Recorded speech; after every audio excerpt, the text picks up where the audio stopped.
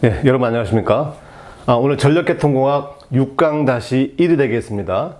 우리 교재를 보자면 5-8절에서부터 6-3-2절 송전손실을 고려할 경우에 경제부하 배분 이 내용이 되겠죠.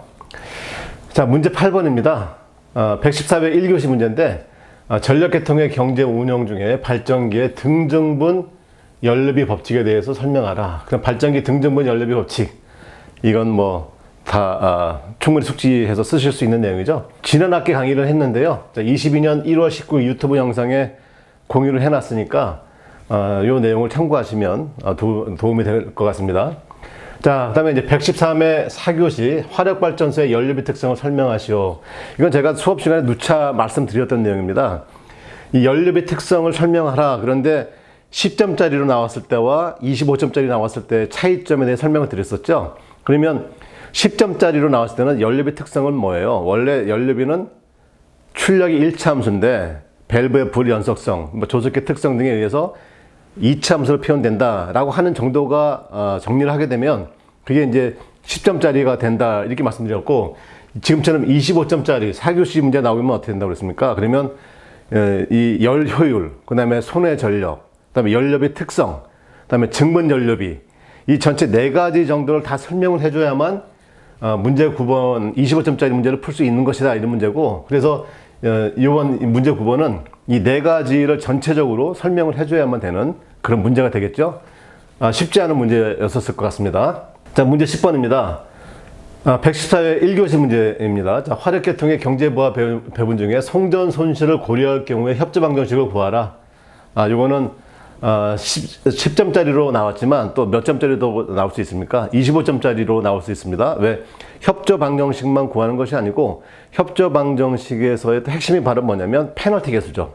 네, 그 페널티 계수도 설명할 수 있는 이런 부분이 있기 때문에 25점짜리로 또 충분히 나올 수가 있다. 그래서 오늘은 문제 10번 여러분들과 같이 한번 고민을 해보도록 하겠습니다. 자, 문제 11번입니다. 다음과 같은 연료비 특성을 가진 2대의 발전기로 구성된 계통이 있다.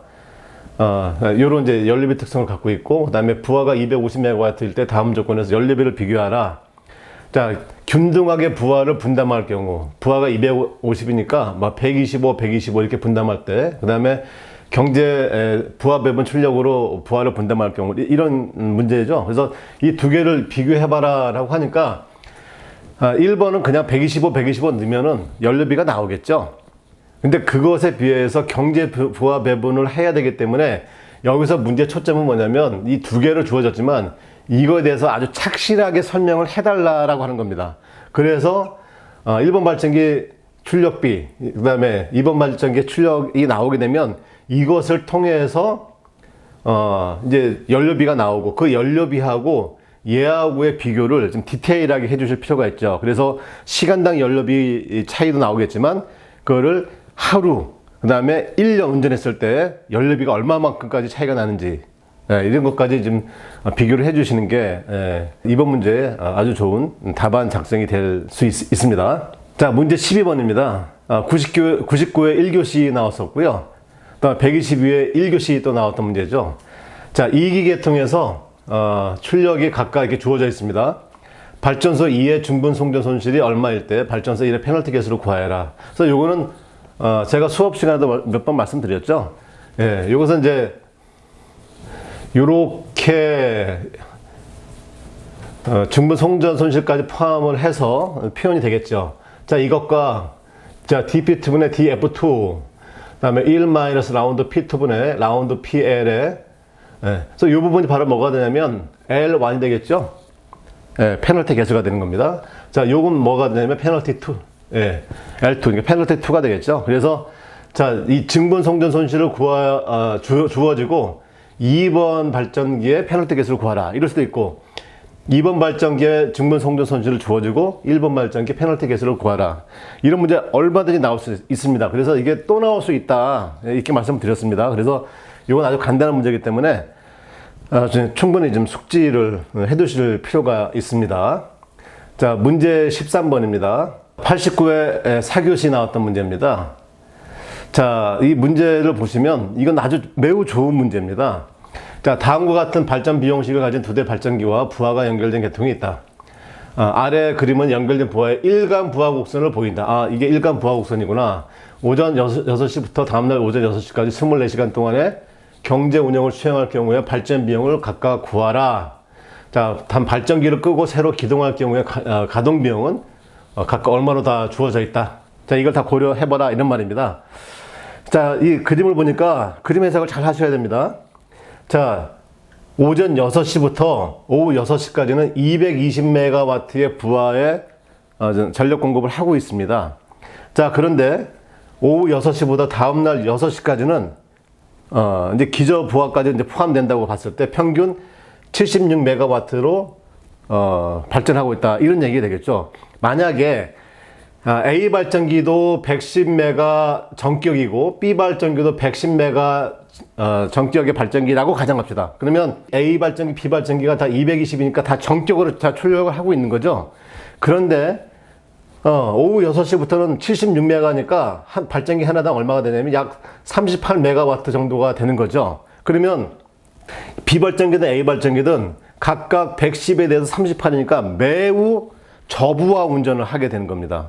매우 저부하 운전하게 된다는 얘기는 결국 무엇하고 연관되냐면 연료 소비율이 매우 높아진다, 이런 얘기입니다. 그러니까 연료 소비율은 정격에 가까울수록 연료 소비율이 작아지고 그 다음에 저부하 운전할수록 연료 소비율이 높아지겠죠. 그러니까 당연히 이때는 A 발전기, B 발전기를 다 저효율 운전을 할 이유가 전혀 없는 거죠.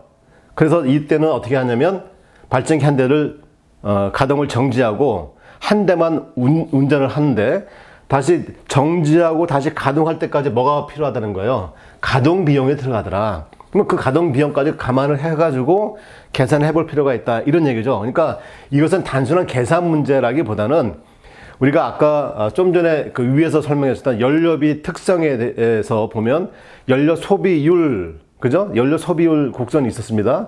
그 연료 소비율 곡선까지 가지고 와서 당연히 저부하 운전할 때는 효율이 매우 안 좋다라고 하는 것까지 설명이 들어가주면 이 문제는 거의 퍼펙트한 그런 문제가 될 수 있었을 것입니다. 자, 이것에 대해서 여러분들의 답안지를 보면서 한번 설명을 이어나가도록 하겠습니다. 예, 여러분, 화력계통의 경제부하 배분 중에 송전 손실을 고려했을 때의 협조방정식을 구하라. 자, 요 답안지 한번 보도록 하겠습니다. 지금 많은 분들께서 답안지를 아주 다 잘 쓰셨어요. 그래서 몇 개만 가져와서 설명을 드리도록 하겠습니다. 자, 송전 손실 고려서의 협조 방정식. 이거는, 이 그림은 반드시 들어가야 됩니다. 어떠한 경우든 송전 손실을 고려하지 않든 송전 손실을 고려하든 반드시 들어가야 되고요. 그 다음에 이 계통에서 송전 손실이 발생하고 있다라고 하는 게 좀 설명이 되어 있는 거고요. 그 다음에 수급 조건, 이것도 책처럼 아주 잘 쓰셨죠. 발전기들의 출력은 PL, 송전 손실과 PR, 부하의 합과 같아야 된다, 이런 말이고, 그 다음에 우리의 목적은 뭡니까? 연료비를 최소화하는 것인데 요 두 개씩 가지고 우리가 원하는 결론값을 나올 수가 없기 때문에 르그랑제의 미정계수법을 도입해서 새로운 평가함수 파이를 도입한다. 그래서 그 새로운 평가함수 파이라고 하는 것은 목적함수, 연료비가 들어오고 그 다음에 마이너스 람다의 수급 조건이 들어온다, 이런 얘기죠. 자, 그래서 이 새로운 평가함수를 어떻게 한다고 그랬습니까? 미분한다고 그랬습니다. 그죠? 전부 다 편미분이 돼야 된다고 했었습니다. 그래서 편미분을 해서 쭉 보니까 결국은 경제적 출력 배분은 어떻게 되느냐? 람다는 dpi분의 dfi, 그 다음에 1 라운드 pi분 라운드 pl분의 1. 그래서 요것을 우리가 뭐라고 했냐면 페널티 계수다, 이렇게 얘기했고, 요거 자체는 뭐라고 했습니까? 증분 송전 손실이다, 이렇게 표현했습니다. 그래서 요거 하나가 협조방정식 첫 번째가 되겠고, 이것을 변형하는 또 다른 협조방정식이 있었죠. 자, 그게 바로 뭐냐면, 여기서 보니까 요 하나는 뭐냐면 라운드 pi분의 라운드 pl이 라운드 pi분의 라운드 pl, 결국 증분 송전 손실이 매우 작지요. 매우 작습니다. 매우 작으니까 어떻게 돼? 1 마이너스 요 자체를 a라고 하면 a분의 1은 1 플러스 a와 거의 같다, 이런 말이 되겠죠. 그래서 얘를 1 플러스 a 형태로 넣어서 그 다음에 이렇게 정리가 됐죠. 그래서 하나, 두 개 됐는데, 전체 협조 방정식이 세 개입니다. 하나가 또 뭐냐면, 얘를 람다하고 곱해서 람다로 정리하는 것이죠. 근데 그 내용이 하나 빠져 있긴 한데, 여지간, 식 정리는 잘 하셨습니다. 자, 이제 두 번째 답을 보면, 역시 그림서부터 수급 평형 조건, 목적 함수, 평가 함수까지 잘 설명을 하셨고요. 자, 그 다음에 요 자체를 이제 일반화 시켰습니다. 그 일반화 시킨 식이 바로 요 식이 되겠죠? 아까 봤던 요 식이 되겠습니다. 그 식에서 람다로 정리해서 아까 했던 것처럼 요 부분이 람다로 곱해지고 그 다음에 람다로 정리하면 요 식이 나오겠죠? 예. 그 다음에 이 증분 손실비는 매우 자음으로 그래서 요거를 요렇게 바꿀 수 있다 이렇게 했습니다. 그래서 대입을 하게 되면 또 세 번째 식 요거까지 나오는 거죠. 그래서 협조 방정식 하나, 둘, 세 개를 잘 정리를 하셨습니다.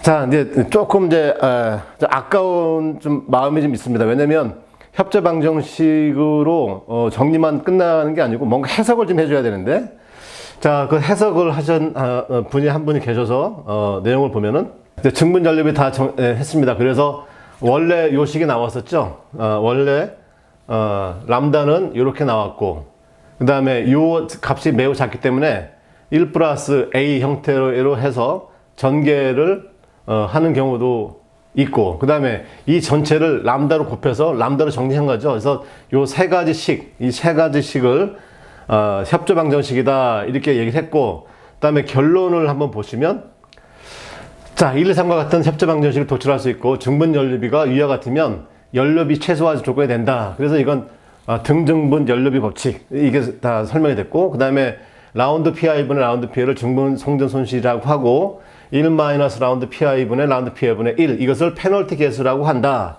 자, 페널티 계수가 크면, 그렇죠. 이제 이것에 대한 해석이 들어가야 된다, 이런 말입니다. 자, 페널티 계수가 크면, 그렇죠. 이 자체가 크면 이게 증분 연료비죠. 증분 연료비 하나의 팩터처럼, 즉 개수처럼 곱해지는 거기 때문에 결국 람다비가 어떻게 돼요? 람다비가 증가할 수밖에 없죠. 그래서 그 내용을 이제 설명을 해주신 겁니다. 그래서 페널티 계수가 크면 증분 연료비가 커지고, 페널티 계수가 작으면 증분 연료비가 작아진다. 그래서 이 페널티 계수를 어떻게 하면 좋겠다는 겁니까? 페널티 계수를 작게 하면 좋겠다. 그렇죠? 페널티 계수가 작다는 얘기는 증분 연료비도 어떻게 돼요? 증분 송전 손실도 작게 하겠다. 이런 그 내용이 되는 거고요. 그 다음에 이분은 이제 10점짜리로 그냥 깔끔하게 다 정리를 하셨죠. 송전 손실을 고려한 협조 방정식해서 이제 그림 잘 그려주셨고, 수급 조건도 제가 강의했던 대로 이렇게 간단하게 하셔도 괜찮습니다. 수급 조건, 목적 함수, 그 다음에 평가 함수를 도입해서 연립이 최소가 되는 조건이 뭐였냐 보니까 각각을 어떻게 합니까? 편미분을 하는 것이었다. 그래서 여러 개 나오는데 그 중에 이제 두 개만 미분을 해서 일반식으로 만들어 내셨죠. 그래서 람다는 DPI분의 DFI, 그 다음에 페널티 계수를 곱하는 것이고, 그 다음에 이것이 이거나 또는, 그렇죠? 얘가 곱해져 가지고 람다로 정리했습니다. 그게 바로 이제 요식이 되는 거고, 그 다음에 요 증분 송전 손실이 매우 작기 때문에 이게 작으니까 1 플러스 이렇게 표현할 수도 있죠. 그래서 이런 식이 나왔다 이런 말입니다. 그래서 여기서 LI 요거죠. 요 LI 요거를 이제 페널티 계수라고 하고, 그 다음에 요 부분을 증분 송전 손실이다 이렇게 얘기했죠. 조금만 여유가 있다고 한다면 아까 좀 전에 봤던 것처럼 이 페널티 계수가 크게 되면 증분 송전 손실도 당연히 커지는 것이고, 그러면 증분 연료비 얘를 어떻게 하는 겁니까? 크게 해서 전체적인 개통 증분비를 키우게 되는 것이다. 이 내용이 하나만 더 들어갔다고 한다면 아주 퍼펙트한 답안지가 되었겠다. 이런 내용을 설명을 드렸습니다. 물론 더 뒤에도 더 많은 분들 답안지가 있어요. 약간 잘 안 보여서 이제 제가 설명을 드리지 않았던 건데, 여러분들 아주 답안지를 아주 작성을 아주 참 잘 해주셨습니다. 자, 이 정도 여러분들 참고하시고 공부에 도움되시기를 바랍니다. 여러분 수고하셨습니다.